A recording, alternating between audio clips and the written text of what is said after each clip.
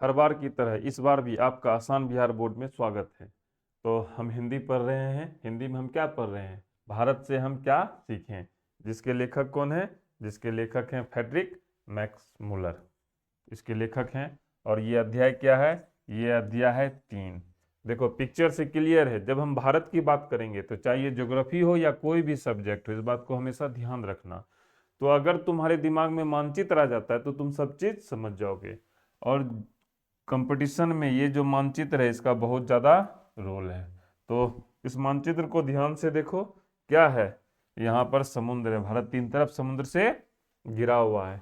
इधर क्या है? हिमालय पहाड़ है।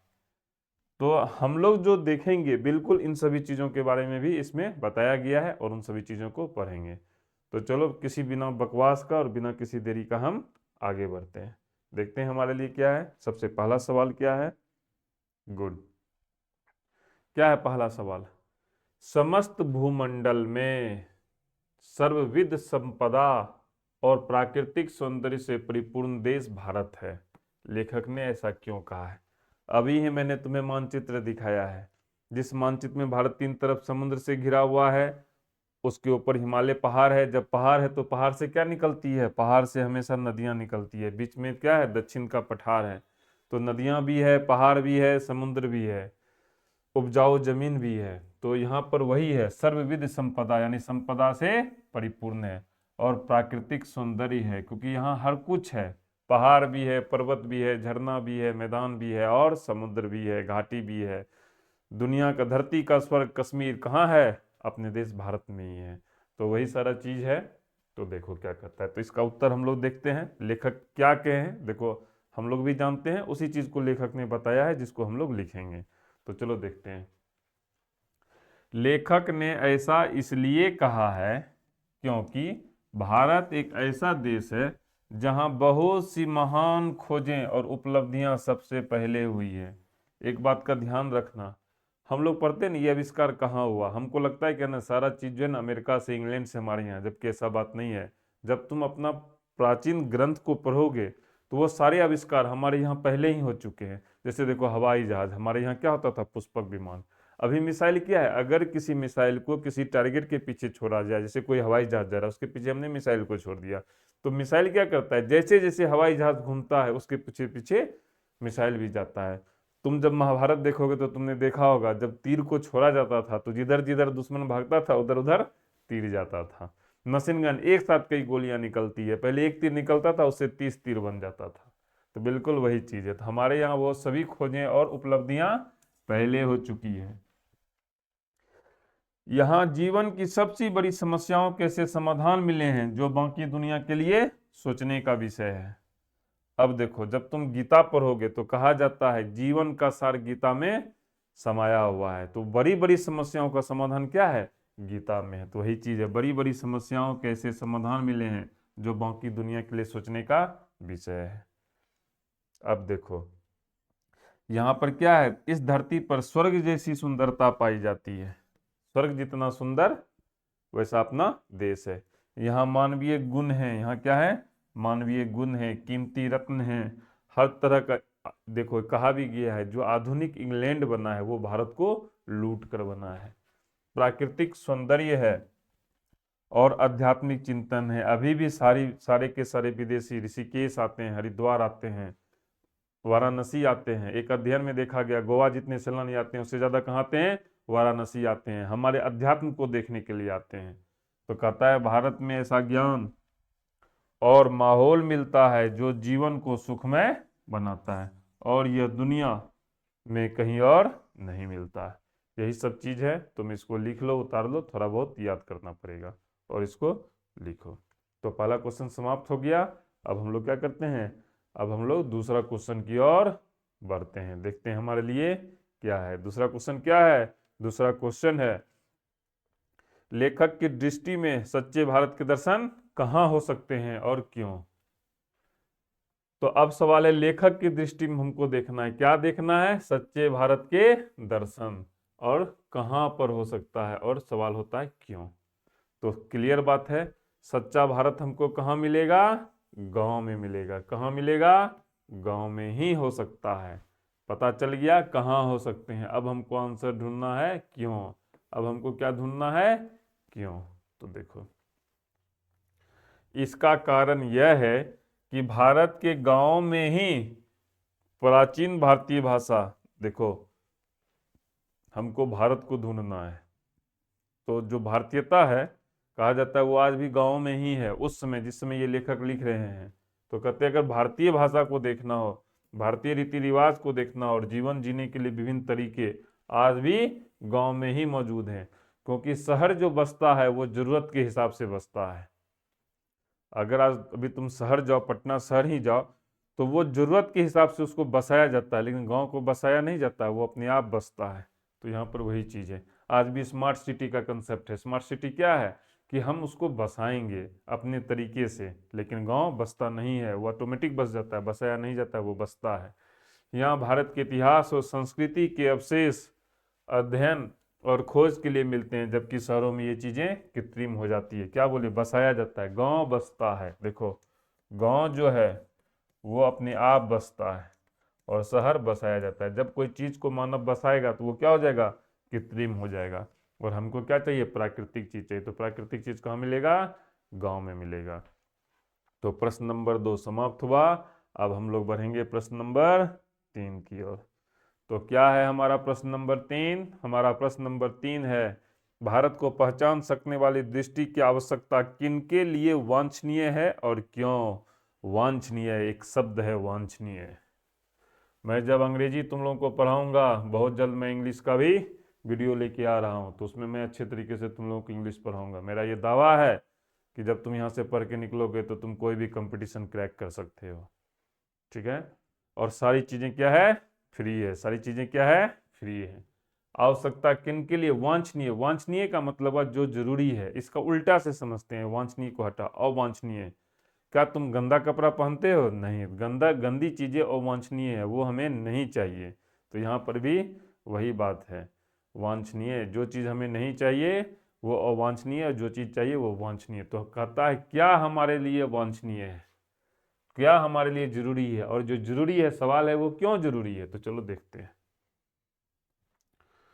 कहता है उसकी आवश्यकता हम यूरोपियन लोगों के लिए वांछनीय है। लेखक जो है वो क्या है, यूरोपियन है, यूरोप। जब मैं ज्योग्राफी पढ़ाऊंगा तो उसमें मैं यूरोप को समझाऊंगा। ठीक है। बहुत बार कंपटीशन में पूछता है यूरोप के देश की राजधानी, उसकी मुद्रा। ठीक है। तो हम लोग इतिहास जब पढ़ेंगे तो उसमें इसके मानचित्र को देखते हुए समझेंगे। तो कहता है यूरोपियन लोगों के लिए वांछनीय है। उसका कारण क्या है, आज का भारत उन्हीं प्राचीन समस्याओं से जूझ रहा है जिनसे 2-3 हजार वर्ष पहले ग्रसित था। का अगर भारत के इतिहास को आप देखते हैं तो भारत में जो 2-3 हजार साल पहले समस्या थी वो आज भी वापस है। कहते हैं ना, समय जो है ना एक चक्का है, एक पहिया है। समय क्या है, एक पहिया है, जो आज ऊपर है कल उसको फिर नीचे जाना है। समय का चक्र इसी तरह से चलता है। यानी जो चीज़ है ना, ऐसे ही समझो फैशन घूम के आता है, तो वही है। वो समस्या जो 2-3 हजार वर्ष पूर्व था, सिर्फ उसका रूप बदल जाता है, वो आज भी है। तो जब आप इतिहास पढ़िएगा तो कहता है इसलिए 19वीं सदी के यूरोपियन लोगों के लिए उस पुराने भारत की पहचान करने वाली शक्ति की जरूरत है। मतलब जो पुराना भारत है, अगर आप उसको पहचान जाइएगा तो आज के नए भारत को भी आप पहचान जाएंगे, और यहाँ की जो समस्या है उसको भी आप सॉल्व कर लेंगे। तो कहता है उसका सही ढंग से विकास और पोषण किया जा सके। तो क्लियर हो गया। अब आगे बढ़ते हैं। प्रश्न नंबर 3 समाप्त हो गया। अब हम लोग बढ़ते हैं प्रश्न नंबर 4 की ओर। क्या है प्रश्न नंबर 4? प्रश्न नंबर 4 है, लेखक ने किन विशेष क्षेत्रों में अभिरुचि रखने वालों के लिए भारत का प्रत्यक्ष ज्ञान आवश्यक बताया है? बहुत अच्छा। एक शब्द है अभिरुचि और दूसरा शब्द है प्रत्यक्ष। प्रत्यक्ष का विलोम शब्द होता है अप्रत्यक्ष। और प्रत्यक्ष जिसको हम नहीं देख सके, प्रत्यक्ष का मतलब हुआ सामने, अभिरुचि जिसमें रुचि हो। तो कहता है किसमें विशेष क्षेत्रों में आपको अभिरुचि रखने वाले जो लोग हैं उसके लिए प्रत्यक्ष ज्ञान आवश्यक है। मतलब भारत में जो ज्ञान है उसको सामने से जाकर के देखिए और समझिए। तो कहता है ज्ञान और विज्ञान। अगर आपको ज्ञान चाहिए, ज्ञान बोले तो आध्यात्मिक ज्ञान, जीवन जीने की कला, और विज्ञान विज्ञान और अध्यात्म बहुत अच्छा शब्द है। अध्यात्म और विज्ञान में क्या अंतर है? अगर मेरे हिसाब से पूछा जाए तो विज्ञान क्या करता है, वो कैसे होता है ये बताता है। अध्यात्म ये कहता है हमें क्या करना चाहिए, और विज्ञान यह साबित करता है कि वह हमें क्यों करना चाहिए।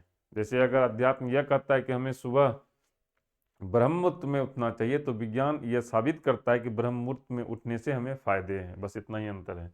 तो कहता है जो भी व्यक्ति ज्ञान और विज्ञान के लगभग सभी क्षेत्रों में रुचि रखते हैं, उनके लिए भारत का प्रत्यक्ष ज्ञान आवश्यक है। अगर आप भारत में जा करके भारत के लोगों से मिलेंगे, यहाँ की किताबें पढ़ेंगे, तो आपको फायदा होगा। तो वही कहता है प्रत्यक्ष ज्ञान क्या है, आवश्यक है। खासकर अब कौन कौन है, भू विज्ञान, जंतु विज्ञान, वनस्पति विज्ञान, देवता विज्ञान, निर्वंश विद्या, विधि शास्त्र, नीति कथा, राजनीतिक विज्ञान, भाषा और साहित्य।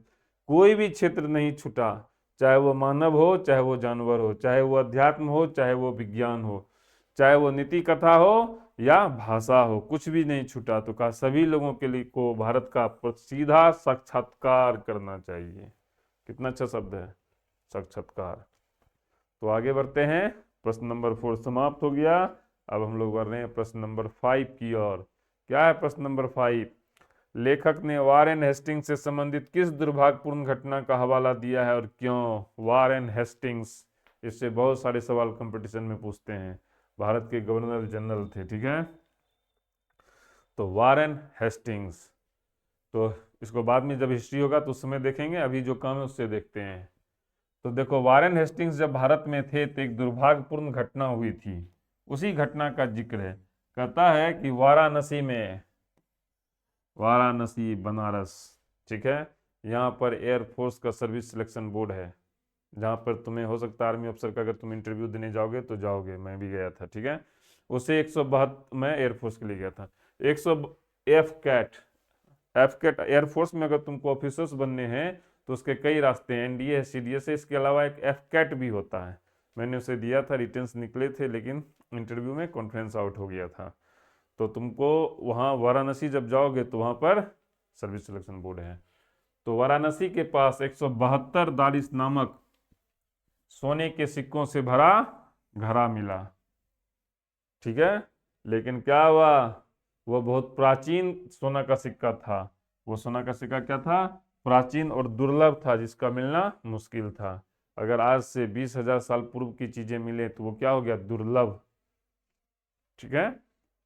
लेकिन उसने क्या किया, ईस्ट इंडिया कंपनी, देखो एक बात को याद रखना, 1857 की लड़ाई हुई थी और 1858 में हम ब्रिटिश सरकार के अधीन आए थे, दोनों में अंतर था।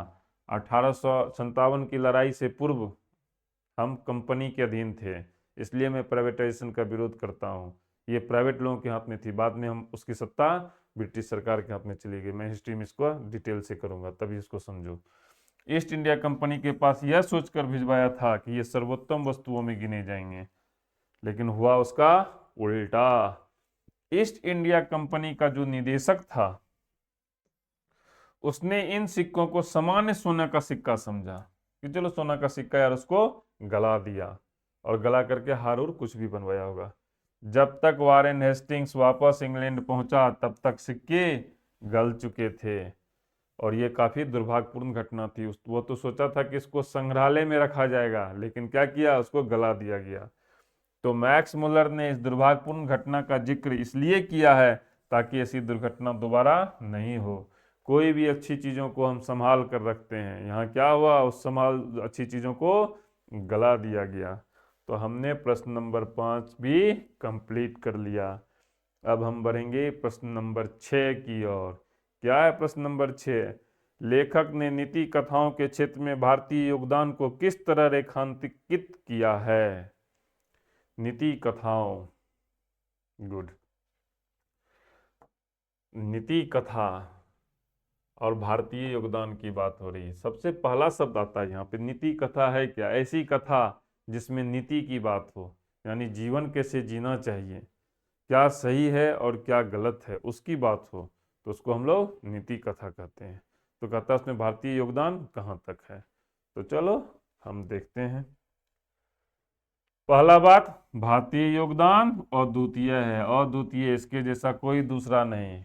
यहाँ की बहुत सी कथाएं पश्चिम देशों में भी मिलती है, जो कथा भारत में है वही पश्चिम देश में भी है। तो उदाहरण के लिए कहा क्या सब, कहा उदाहरण के लिए शेर की खाल में गधा। एक कहावत है, शेर की खाल में गधा।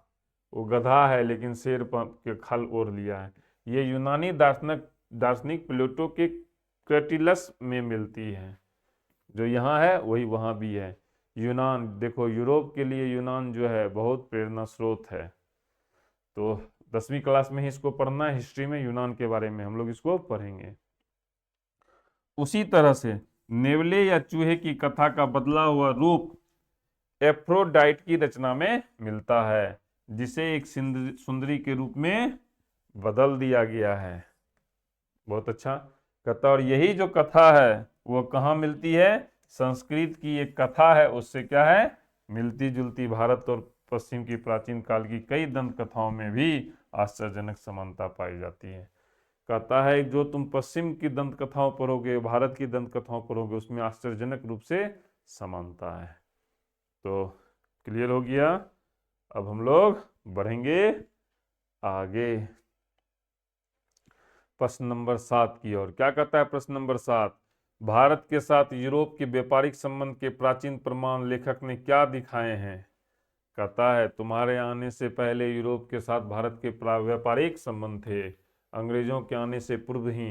तो कहता है कि ये जो प्राचीन प्रमाण है, ये जो लेखक ने दिखाया है ये आप भी दिखाइए। तो चलो दिखा देते हैं। क्या है, लेखक के अनुसार यह बात स्पष्ट रूप से प्रमाणित हो चुकी है सोलोमन के समय में। सोलोमन कहाँ के राजा थे, तुम लोग इसको देखो और कमेंट में लिखना, ठीक है। भारत, फिलिस्तीन और सीरिया, इजराइल और फिलिस्तीन के बीच लड़ाई चल रही है। सीरिया में अभी जिस समय ये वीडियो बन रही है असद की सरकार गिर चुकी है और वो रसिया भाग चुका है और सीरिया जो है तबाह हो चुका है। आवागमन के साधन उपलब्ध थे, यानी यहाँ से फिलिस्तीन, वो जो यूरोप का जो लास्ट छोर है, ठीक है, वहाँ यूरोप का जहाँ से फर्स्ट छोर शुरू होगा वहाँ तक, ठीक है। टर्की जो है यूरोप में नहीं है, यूरोप में मिलना चाहता है। खैर जनरल नॉलेज में इसको पढ़ेंगे। इन देशों के व्यापारिक अध्ययन से कुछ संस्कृत शब्दों का प्रयोग भी मिलता है। जब तुम व्यापारिक अध्ययन करोगे तो संस्कृत का शब्द भी मिलेगा। होता है ना, वहाँ के लोग कुछ बोलते थे और यहाँ के लोग कुछ बोलते थे, तो कुछ ऐसी भाषाएं जो दोनों लोगों ने प्रयोग किया, जैसे कंप्यूटर अंग्रेजी में भी है और हिंदी में भी लिखा जाता है।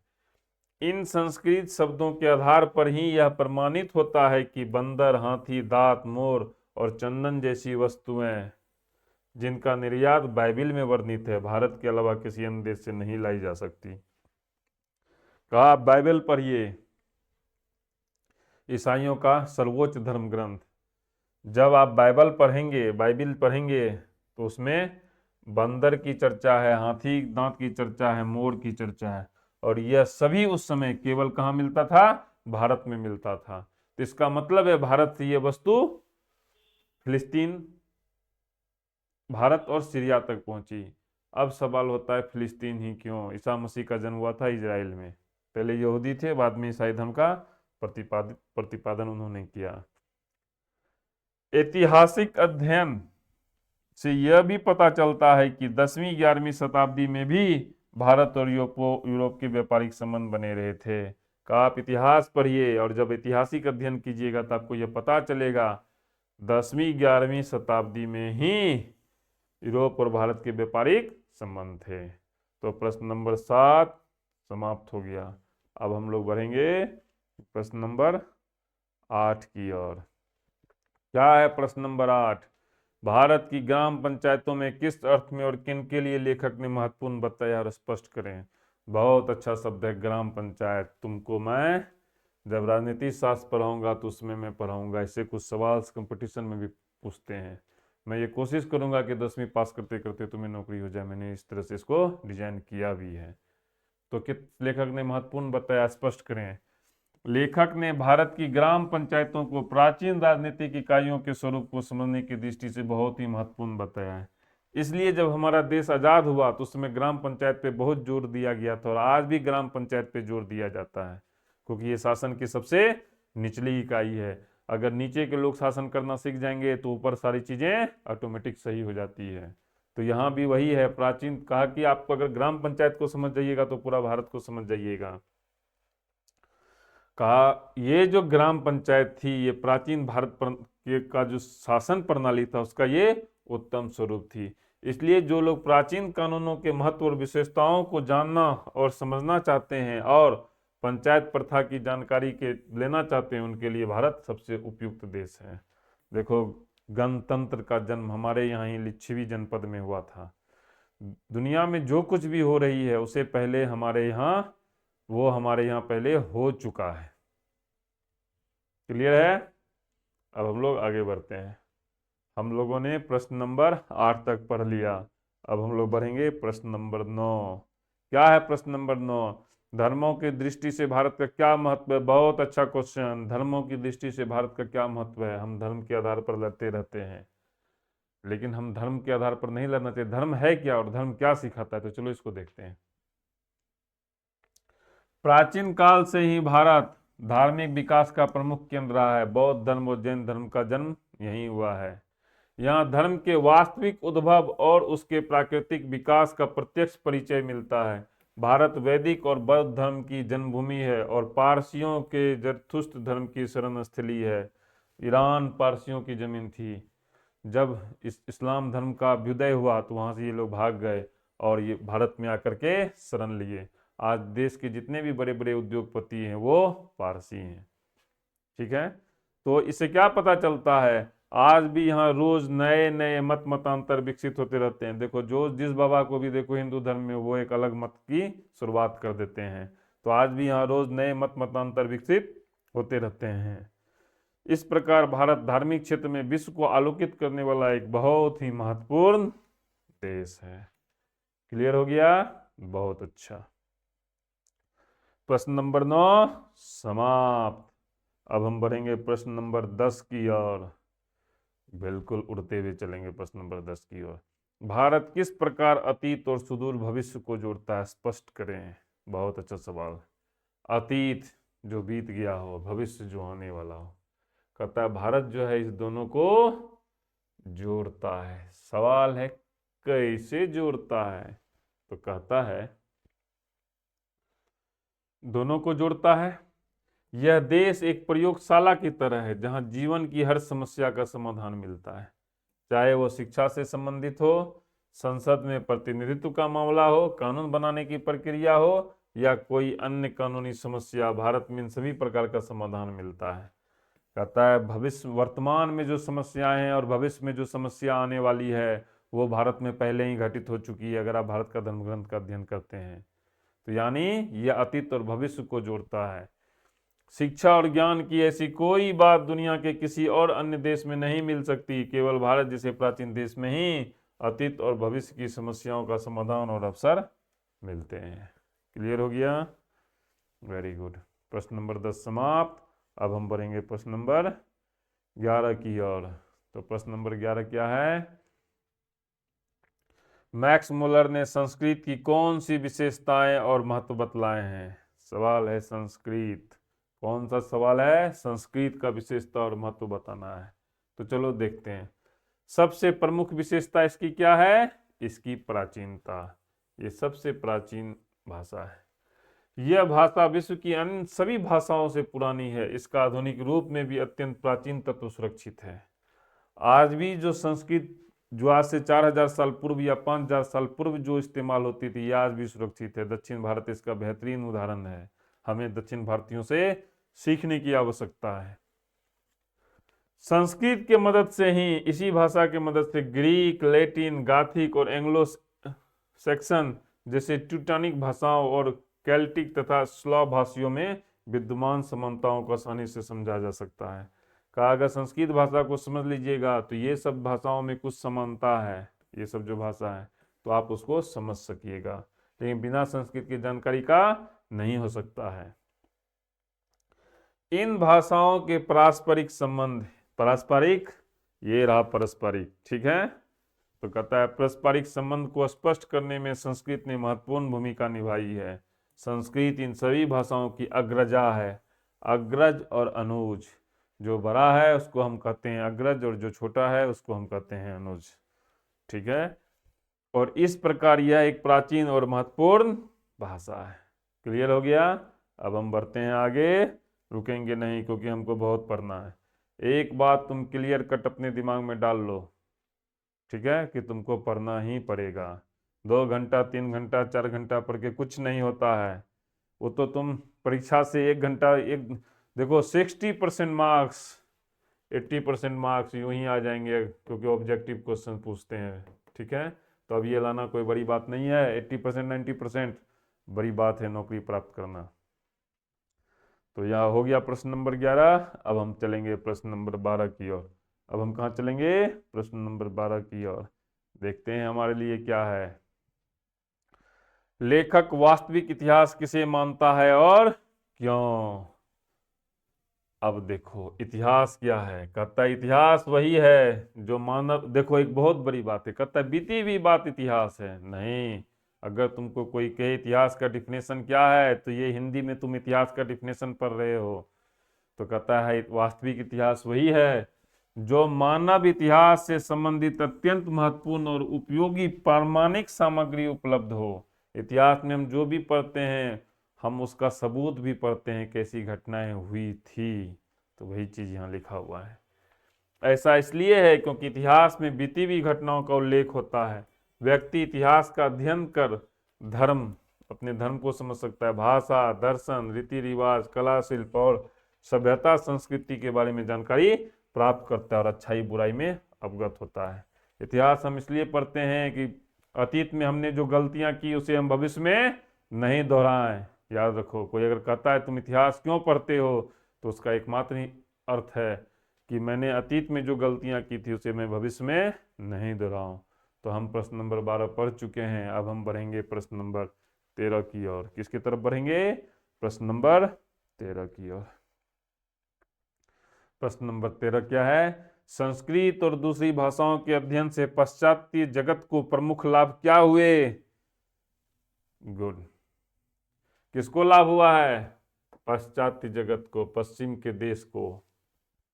ठीक है, एक शब्द है ओरिएंटल, एक सिनेमा ही है उसका नाम है ओरिएंटल एक्सप्रेस, और एक शब्द होता है ऑक्सीडेंटल। मैं अंग्रेजी भी पढ़ाऊंगा, उसमें मैं अच्छी तरीके से मैं वो सब शब्द ही पढ़ाऊंगा जो कंपटीशन में पूछे जाएंगे। और दूसरा शब्द होता है ऑक्सीडेंटल। डिक्शनरी उल्टा और देखो क्या होता है। एक्सीडेंटल नहीं, या ये गड़बड़ है तो तुम इसको बताओ ये क्यों गड़बड़ है। दोनों चीज में तुम लोगों को दिया है। ठीक है, ओरिएंटल एक्सप्रेस एक मूवी भी है। तो चलो हम अपने काम पर आते हैं। कहता है जब आप संस्कृत भाषाओं का अध्ययन कीजिएगा तब आपको यह पता चलेगा संस्कृत भी सार रूप से वही है जो लैटिन, ग्रीक और एंग्लो सैक्सन भाषाएं हैं। दोनों क्या है? सेम है। इसके साथ ही उनकी अपनी धारणा भी बदल गई। जब वो उन्होंने संस्कृत का अध्ययन किया तो उनको पता चला ये सब भाषाएं वही है जो संस्कृत है। यानी उनको क्या पता चला? उन्हें पता चला कि कभी हिंदू, यूनानी, ग्रीक आदि सभी जातियां एक थी, यानी हम सभी एक थे। आवाज दो हम सब एक हैं, है ना, लाइन है, आवाज दो हम सब एक हैं। ये कम्युनिस्टों का बहुत ही लोकप्रिय लाइन है। जातियां एक थी जो समय के साथ अलग अलग हुई, जो समय के साथ अलग अलग हुई और विभिन्न स्थानों को अपना निवास स्थान बनाया। इस ज्ञान से पाश्चात्य जगत के विचार अधिक उदार हो गए। क्यों उदार हो गए? उनको लगता था वो सभ्य है, बाकी सब लोग क्या है? असभ्य है। जब उनको पता चला कि वो सब एक थे तो उनके विचार क्या हुए? अधिक उदार हो गए। और जिन्हें वे कभी बर्बर और असभ्य समझते थे उन्हें अपनाना सीख लिए। पहले लिखा हुआ रहता था dogs are Indian are not allowed. ठीक है, जो गड़बड़ बात थी। हमने पढ़ लिया, हमने प्रश्न नंबर 13 पढ़ लिया। अब हम बढ़ेंगे प्रश्न नंबर 14 की ओर। क्या है प्रश्न नंबर 14? लेखक ने भारत के लिए नवागुंतक अधिकारियों को किसकी तरह सपने देखने के लिए प्रेरित किया और क्यों? वेरी गुड, नवागुंतक। एक शब्द है नवागुंतक और दूसरा शब्द है अधिकारी। मेरा भी उद्देश्य है तुम अधिकारी बनो, क्योंकि मैं ये मानता हूं 10 साल बाद तुम इस देश को दिशा दिखाओगे, देश तुम्हारे नेतृत्व में ही आगे बढ़ेगा, तो वो बनने की कोशिश करो। तो नवागुंतक, नव मतलब नया, आगुंतक मतलब आने वाला। तो कहता है वो अधिकारी जो नए आने वाले हैं उनको कहता है आप क्या देखिए, तो कहता है आप सर विलियम जोन्स की तरह सपने देखिए। क्यों? कि जब भारत जो है सबसे पहले सर विलियम जोन्स भारत में आए थे वैसा ही था, जो आज भी वैसा ही है। भारत में आकर नवागुंतक अधिकारी एक से बढ़कर एक खोज कार्य कर सकते हैं। क्लियर हो गया? अब हम लोग बढ़ेंगे आगे। Sorry, cancel, exit.